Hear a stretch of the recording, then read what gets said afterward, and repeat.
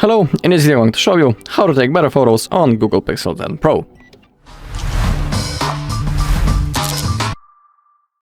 Alright, so let's open up our camera app and let's discuss a few things that are worth enabling. So, for example, when you're using the photo mode, it's always good to click right in here into the 50 megapixels on the top left corner.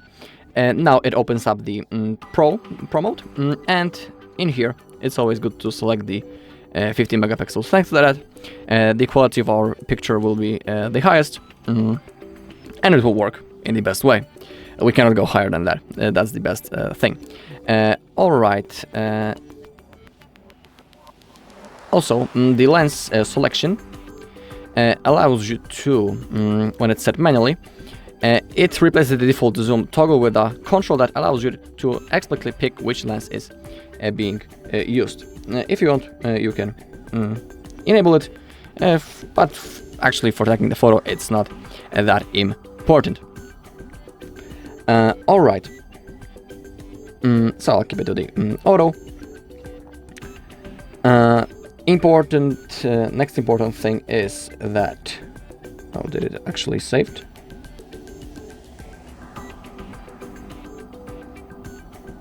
Okay, we still have that grid. Right, no matter. When it comes to the maximum zoom level, as you can see, it's 30. And some people might think that it's best for taking the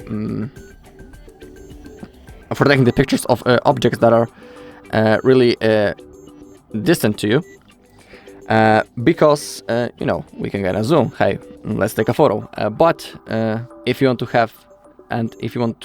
have the quality of your photo, you should zoom with your feet. What I mean, it's always good and better to move physically closer to the object that you want to take a picture of, instead of using the digital zoom, because when you zoom higher and higher, the quality of the photo will be simply worse and the photo might look bad. So what I recommend is using 1x zoom or the 2x zoom, and move physically closer to the object that you want to take a picture of. It's the best option for making a photo. Also, when you are using the general mode, we can, not in here, but in here, we can change the exposure level. This bar appeared, and we can adjust now the level of the exposure, so we can darken the photo or brighten it up.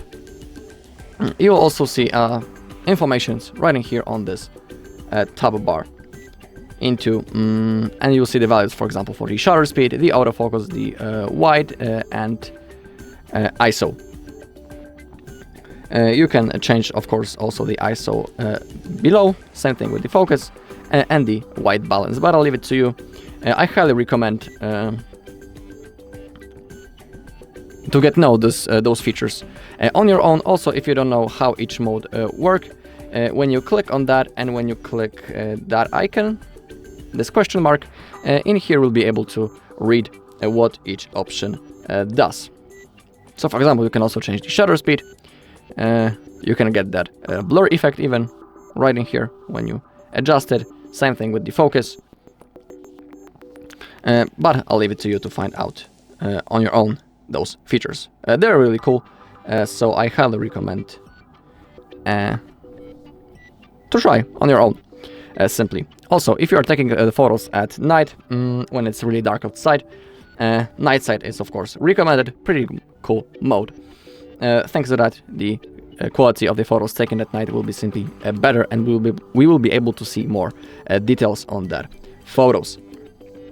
Alright, next thing that I wanted to show you, it's not the Add Me, which is also a pretty cool feature, but let's open up general settings right in here.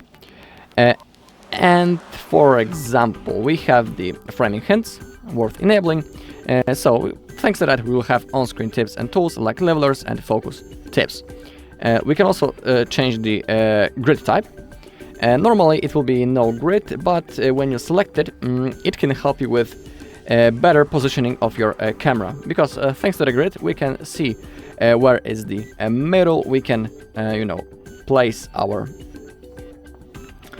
phone in the proper way to get the perfect photo. So for more precise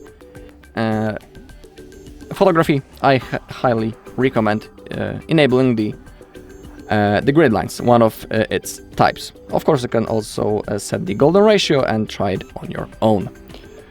Okay, also it's cool for me to keep selfies as seen, because on many devices it's also it's turned off, which means that the selfies have that mirror effect. That's how we can call it.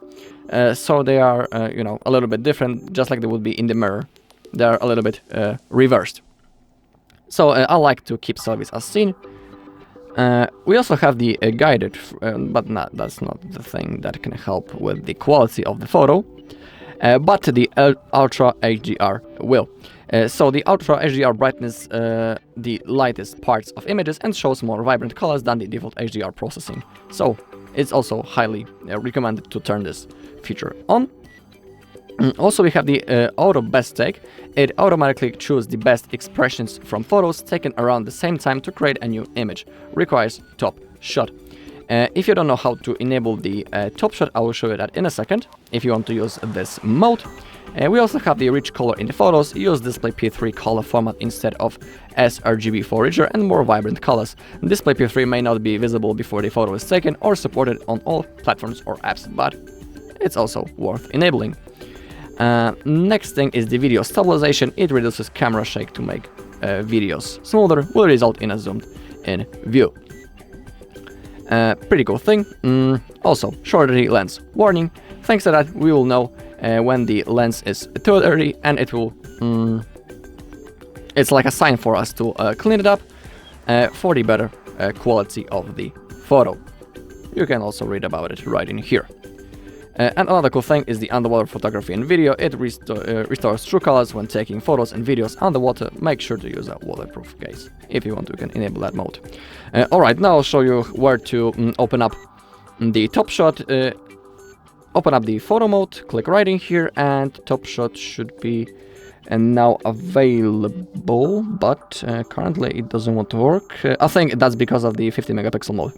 Yeah, there's a huge chance that I need to select 12, and now it should be able to enable. Yeah, so the top shot is only available when you have 12 megapixels mode enabled.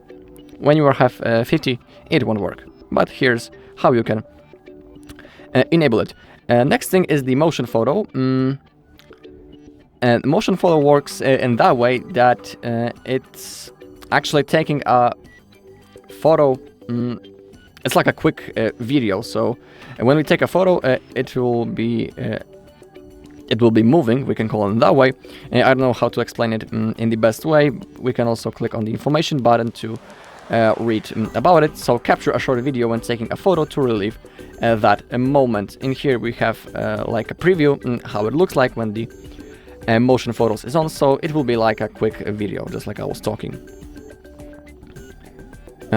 Now the instruction will show us how it will work. Yeah, so the top shot is a quick video. We can say it in that way.